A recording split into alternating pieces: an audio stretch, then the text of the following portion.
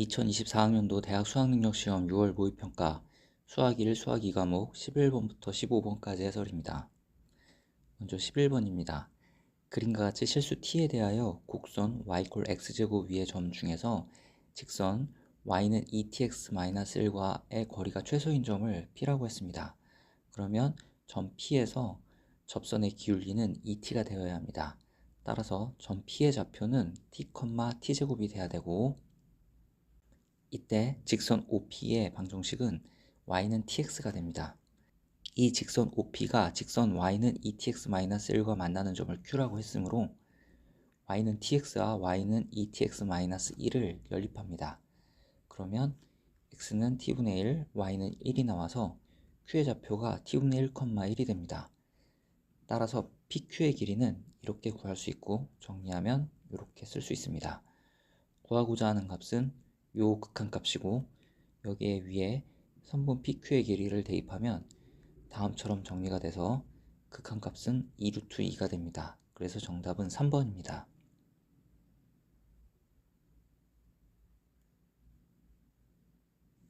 12번입니다. 등차 수열 AN이 있습니다. 수열 B에는 AN 플러스 AN 플러스 1이므로 AN 플러스 1을 쓰고, 이것을 더하면 수열 BN의 일반항을 구할 수 있습니다. 따라서 수열 AN의 첫 번째 항서부터 다섯 번째 항까지는 이렇게 쓸 수 있습니다. 공차가 D인 등차 수열입니다. 수열 BN의 첫 번째 항서부터 다섯 번째 항까지는 이렇게 쓸 수 있고, 이것을 통해 공차가 ED인 등차 수열임을 알 수 있습니다. 집합 B의 원소들의 공차가 집합 A의 원소들의 공차의 2배이므로 집합 A에 하나씩 건너뛴 원소들이 집합 B의 연속된 원소들과 같을 수 있습니다. 그리고 조건에 수열 AN의 두 번째 항은 -4라고 했습니다. 따라서 A 플러스 T는 -4가 됩니다. 집합 A와 집합 B의 공통 원소가 3개가 되는 경우는 집합 A에 하나씩 건너뛴 원소들이 집합 B의 연속된 원소와 같은 경우가 가능하고, 이런 경우에는 A 플러스 D가 0이 돼서 조건에 맞지 않습니다. 집합 A에 하나씩 건너뛴 원소들이 집합 B의 연속된 원소들 3개와 같으면 되는데, 그 3개가 두 번째, 세 번째, 네 번째 원소와 같은 경우도 생각할 수 있습니다. 이때는 A 플러스 3D가 0이 되고, 조건에서 A 플러스 D가 -4라고 했으므로 변변 빼면 D는 2, 따라서 A는 -6임을 알 수 있습니다. 이때 집합 A는 다음처럼 구해지고 집합 B는 다음처럼 구해지므로 집합 A와 집합 B의 공통 원소는 3개임을 확인할 수 있습니다. 이때 A 20항은 A 플러스 19D인데 구한 첫째 항과 공차를 대입해서 계산하면 20번째 항은 32가 됩니다. 집합 A에 하나씩 띈 원소들이 집합 B의 연속된 원소와 같은데, 연속된 원소가 세 번째, 네 번째, 다섯 번째 원소가 될 수도 있습니다. 이런 경우에 A 플러스 5D는 0이 되어야 합니다. A 플러스 D가 -4라고 했으므로 D는 1이 되고 A는 -5가 됩니다. 이때 집합 A는 이렇게 구해지고 집합 B는 이렇게 구해지므로 집합 A와 집합 B의 공통 원소가 3개임을 확인할 수 있습니다. 이때도 20번째 항은 A 플러스 19D로 계산이 되는데, 이런 경우 20번째 항은 14가 됩니다. 따라서 조건을 만족하는 수열 AN에 대하여 20번째 항의 값의 합은 46이 됩니다. 그래서 정답은 5번이 되겠습니다.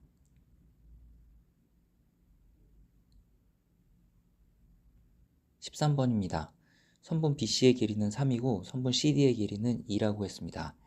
각 BCD의 크기를 알파라고 하면 코사인 알파는 -3분의 1이라고 문제에 주어져 있습니다. 이제 점 B와 점 D를 연결합니다. 그리고 삼각형 BCD에서 코사인 법칙을 적용하면 선분 BD의 길이가 루트 17임을 알 수 있습니다. 그림에서 E는 선분 AC를 1대2로 내분하는 점이므로 선분 AE의 길이를 2R이라고 하면 선분 EC의 길이는 4R이 되어야 합니다. 즉 작은 원의 반지름을 R이라고 하면 큰 원의 반지름은 2R이 됩니다.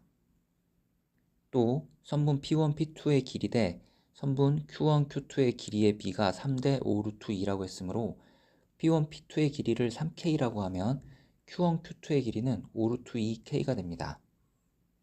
다음 각 BAD의 크기를 베타라고 합시다. 그리고 삼각형 AP1, P2에서 사인 법칙을 쓰면 사인 베타분의 대변의 길이 3K는 2 곱하기 외접원의 반지름 R 이므로 다음의 식을 쓸 수 있고, 삼각형 CQ1, Q2에서 또 사인 법칙을 쓰면 사인 알파분의 대변의 길이 5 루트 2K는 2 곱하기 외접원의 반지름 2R이므로 다음의 식을 쓸 수 있습니다. 위의 식을 정리하면 이렇게 쓸 수 있고 아래 식을 정리하면 이렇게 쓸 수 있습니다. 이 두 식을 변변 나눕니다. 그러면 다음의 식을 쓸 수 있습니다. 한편 코사인 알파가 마이너스 3분의 1이므로 사인 알파는 3분의 2 루트 2가 돼서 이 값을 지금 구한 식에 대입하면 사인 베타는 알 수 있습니다. 문제 조건에 베타는 2분의 파이보다 크다고 했으므로 코사인 베타는 마이너스 5분의 3이 되어야 합니다. 이제 삼각형 BAD에서 AB의 길이를 A, AD의 길이를 B라고 합시다. 그리고 코사인 법칙을 쓰고 삼각형 ABD의 넓이가 2라고 했으므로 넓이를 구합니다. 사인 베타는 5분의 4이므로 AB는 5임을 알 수 있고, 왼쪽식을 정리해 코사인 베타는 마이너스 5분의 3, AB는 5를 대입하면 A 플러스 B는 루트 21임을 알 수 있습니다. 즉 선분 AB와 선분 AD의 길이의 합은 루트 21이 돼서 정답은 1번입니다.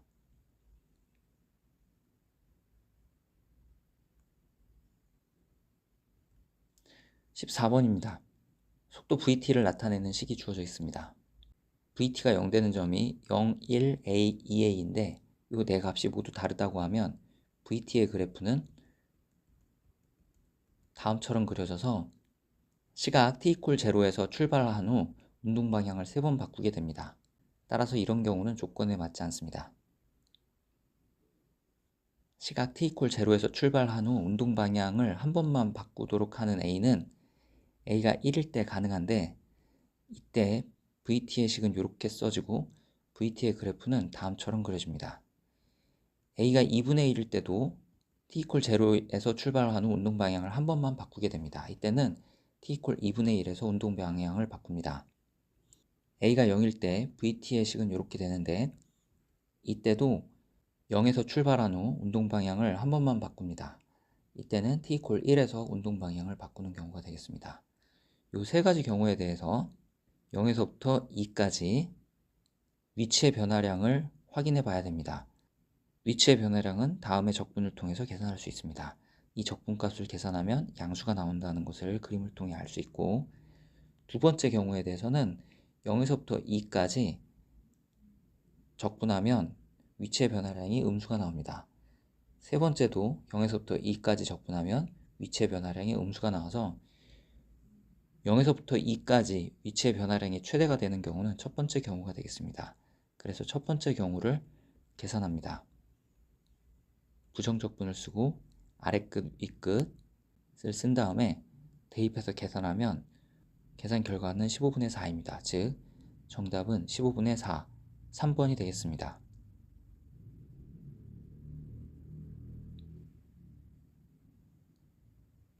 15번입니다. 자연수 K에 대하여 다음 조건을 만족시키는 수열 AN이 있다고 합니다. 세 번째 항, 네 번째 항, 다섯 번째 항, 여섯 번째 항의 곱이 0보다 작게 되도록 하는 모든 K 값의 합을 구하는 게 문제입니다. 첫 번째 항은 자연수 K입니다. 두 번째 항은 왼쪽에 식의 n에 1을 대입해 구할 수 있는데, 첫 번째 항이 양수이므로 두 번째 식을 활용해 두 번째 항을 구하게 됩니다. 세 번째 항은 n에 2를 대입해 구할 수 있는데, 두 번째 항이 음수이므로 첫 번째를 활용해 세 번째 항을 구할 수 있습니다. 이제 2-k가 양수일 때와 음수일 때로 나누어져서 네 번째 항을 구하게 되므로 먼저 k가 1일 때를 생각해 봅시다. k가 1일 때는 세 번째 항이 양수가 되므로 네 번째 항은 두 번째 식을 활용해 구하게 되고, 이때 n에는 3을 대입합니다. 이런 경우 세 번째 항은 1이므로 네 번째 항은 다음처럼 계산이 돼서 마이너스 6이 됩니다. 다섯 번째 항은 n에 4를 대입하면 되는데 네 번째 항이 마이너스 6이므로 첫 번째 식을 활용해 다음처럼 계산이 되고, 여섯 번째 항은 n에 5를 대입하면 되는데 다섯 번째 항이 양수이므로 두 번째 식을 활용해 여섯 번째 항은 마이너스 10이 됩니다. k가 1인 경우 세 번째 항은 1, 네 번째 항은 마이너스 6, 다섯 번째 항은 1, 여섯 번째 항은 마이너스 10으로 이 값이 양수가 돼서 조건에 맞지 않습니다. k가 2인 경우에는 세 번째 항이 0이 되므로 또 조건에 맞지 않으므로 k가 2보다 큰 경우를 생각해 봅시다. k가 2보다 큰 경우에는 세 번째 항이 음수가 됩니다. 이때 네 번째 항은 다음처럼 계산이 돼서 8-2k가 되고, 8-2k가 양수인지 음수인지에 따라서 다섯 번째 항을 구하는 방법이 달라지므로 8-2k가 양수가 되는 k가 3인 경우를 생각해 봅시다. k가 3인 경우 네 번째 항은 2가 되므로 다섯 번째 항은 두 번째 식을 활용해 마이너스 9가 되고, 여섯 번째 항은 첫 번째 식을 활용해 마이너스 2가 됩니다. 이때 이 값은 음수가 돼서 조건에 맞습니다. 즉 조건을 만족시키는 k값 중에 하나를 찾았습니다. k가 4인 경우는 네 번째 항이 0이 되므로 조건에 맞지 않습니다. 그래서 k가 4보다 큰 경우를 생각해 봅시다. k가 4보다 큰 경우 네 번째 항은 음수가 됩니다. 따라서 다섯 번째 항은 조건의 식의 첫 번째를 활용해 16-3k로 구해집니다. 이 16-3k가 양수인지 음수인지에 따라서 여섯 번째 항을 구하는 방법이 달라지므로 먼저 16-3k가 양수가 되는 k가 5인 경우를 생각해 봅시다. k가 5인 경우에 다섯 번째 항은 1이 되므로 여섯 번째 항은 다음으로 계산이 돼서 마이너스 14가 됩니다. 이때 이 값은 이렇게 계산이 되므로 음수가 됩니다. 따라서 k가 5인 경우에도 조건을 만족하게 됩니다. k가 5보다 큰 경우에 다섯 번째 항은 음수가 되죠. 따라서 여섯 번째 항은 이런 식을 통해 26-4k가 됩니다. k가 6인 경우에 여섯 번째 항은 2가 되는데 이런 경우 요 값은 이것이므로 음수가 돼서 조건에 맞습니다. 따라서 k가 6인 경우에도 조건을 만족하게 됩니다. k가 7인 경우에는 여섯 번째 항도 음수가 돼서 이 값이 양수가 되죠. 그래서 조건에 맞지 않게 됩니다. 이것을 통해 조건을 만족시키는 모든 k 값들은 3하고 5하고 6이므로 정답은 14임을 알 수 있습니다.